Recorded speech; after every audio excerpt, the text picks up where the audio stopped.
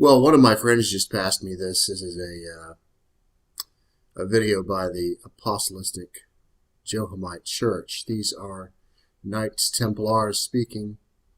You can see they made this on October 30th, 2014. As you know, I've already been showing you this for a very long time. And I want you to hear what this guy describes. Now, he missed a few, but his confirmations are showing that what I have been finding is correct, and we're going to go over that in some of this video. So listen to what he has to say. I'm going to try to clean up the audio so that it sounds a little bit better when you hear him, and we'll continue on. Gnostic idea that was built into these cathedrals, however, that I want to just mention, because it's worth knowing.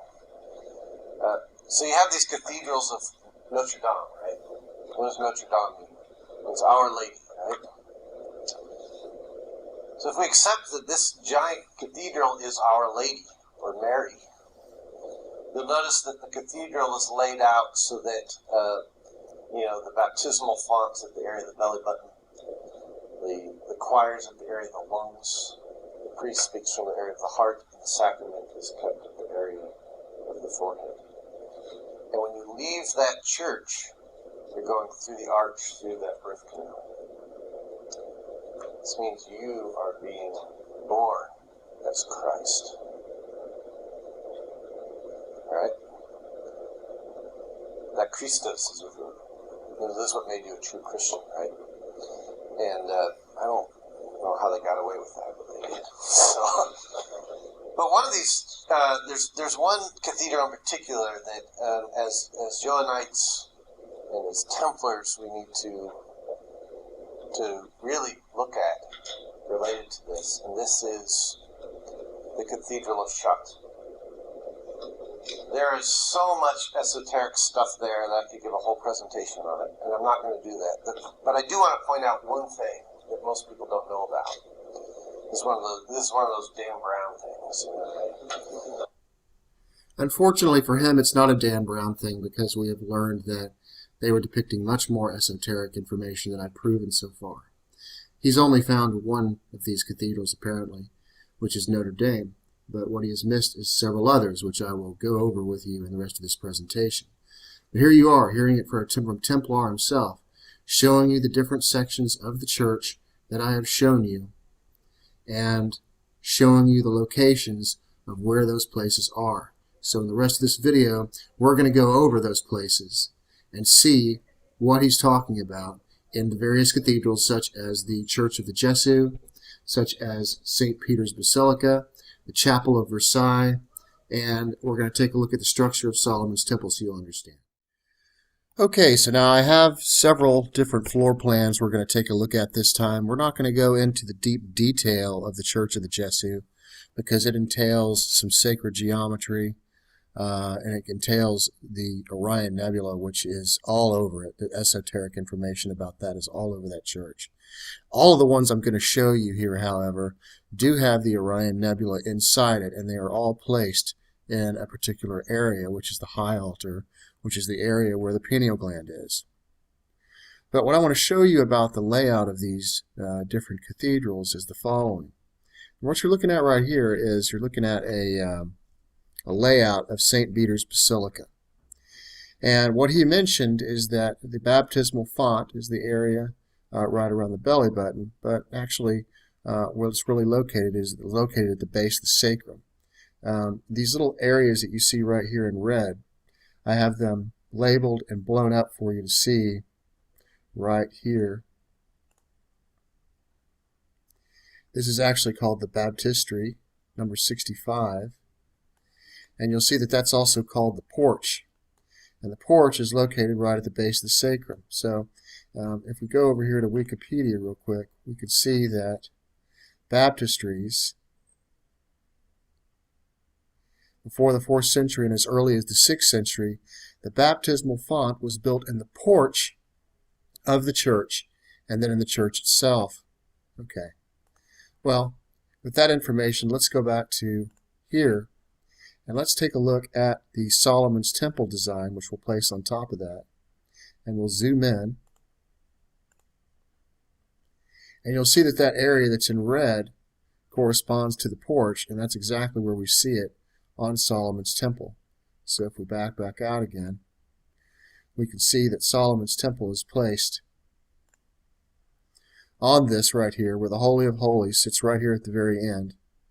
This is the heart, where the priest speaks. And then you have your choir, which he was mentioning as the lungs. Now, if we put the human body on top of this thing, this is what it looks like. With the head being up here in the Holy of Holies, the heart being where the priest speaks. You have the lungs, the choir, you have these people here, and then right here at the porch area,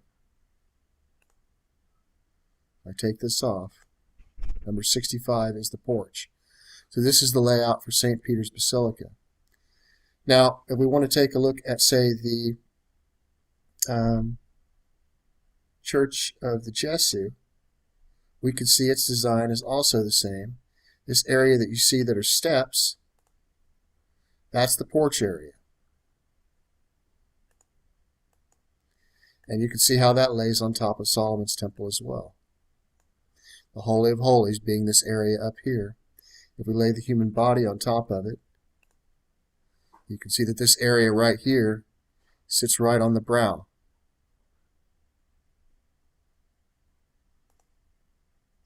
This is a Hindu temple, and you can see how the human body lays on top of it.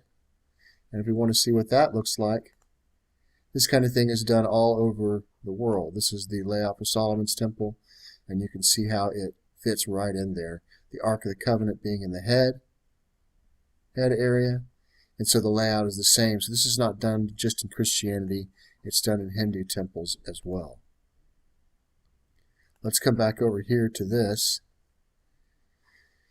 and we'll take a look at this design again. This same type of design that you see, it goes all the way back into ancient times.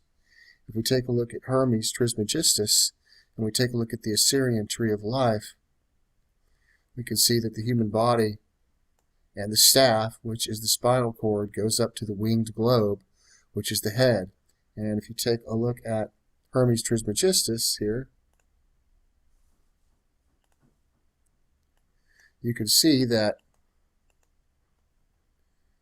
what he has is a winged globe, which is his head. He's carrying the staff, which is the same as what we see on the Assyrian Tree of Life. Now these areas that you see down here, if I take the human body and say put it on an overlay so you can see it easier, you can still see the human body, but what I want to show you that they have shown us on this particular relief so that we can see that it's the same temple design is if you take the human body off, you notice these two holes right here, and then you notice this dip. These two holes correspond to the two holes that you see inside the pelvis. And this right here represents the start of the sacrum. So if I turn that on again, you can see that the sacrum actually ends right there, and there are the two holes in the hip. Coming up, we have the heart, and you can see the staff that he is pointing points towards the heart. Now, if you see the way the Tree of Life moves around like this, then if we take a look at, say, the human body in a different, just fade it out some, you can see that the rib cage follows the exact same curvature as what we see on the Tree of Life. Then we have the neck coming up.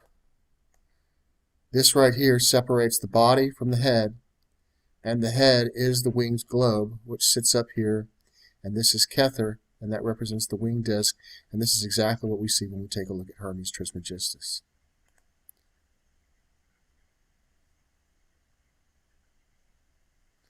There's one more I wanted to show you real quick, and that is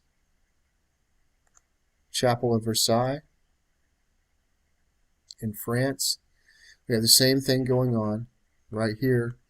We have the porch area, and as you can see, that's the base of where the sacrum starts. As soon as you enter this temple, you're starting at the sacrum. What's really interesting about this is the backbone seems to follow, if you notice, like a puzzle piece right in between the two walls here. And then ending, right at the end of this, you have the area which corresponds to the altar, right where the pineal gland is.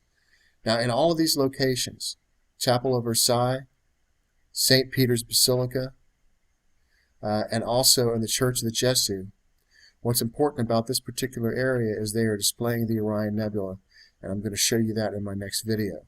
But just as the Templar showed you, this is the structure that is laid out in all these temples. It is not only for Christianity, but it is also for Hindu temples and the Solomon's temple design. And it is not something to be taken literal, but something to be taken esoteric. As I've shown you, the Ark of the Covenant is in the head.